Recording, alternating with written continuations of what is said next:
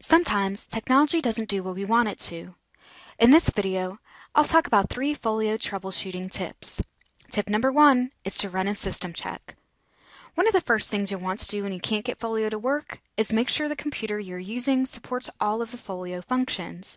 Some computers may have pop-up blockers or may not have the latest software additions necessary for Folio to run, so it's important that you run a system check before using Folio.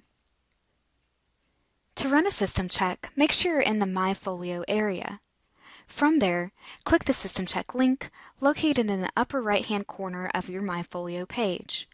Clicking the link automatically runs a system check to make sure all Folio features will run properly on the computer you're using. Right now, I see green marks next to all of the system checks. If I were to see a red X, it would mean that I needed to take action either by updating the appropriate plugin or by contacting the IT help desk, which brings me to my second tip. Tip number 2 is to call the IT help desk. The IT help desk can help you with Folio-related issues. You can call them at 912-478-5429 at any time during the hours listed here. It's helpful to have the course reference number, or CRN, of the course you're having issues with when you call.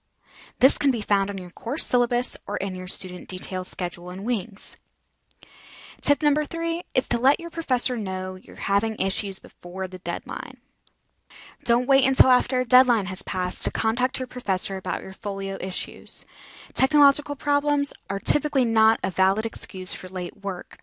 If at all possible, send whatever is due to your professor via email before the deadline passes. If a quiz is giving you problems, ask if you can drop by their office before the due date and get help. If your professor checks Folio email, you can send him or her a message by going to the My Messages area. That concludes the troubleshooting tips. For more tips on Folio, go to the Start Here folder.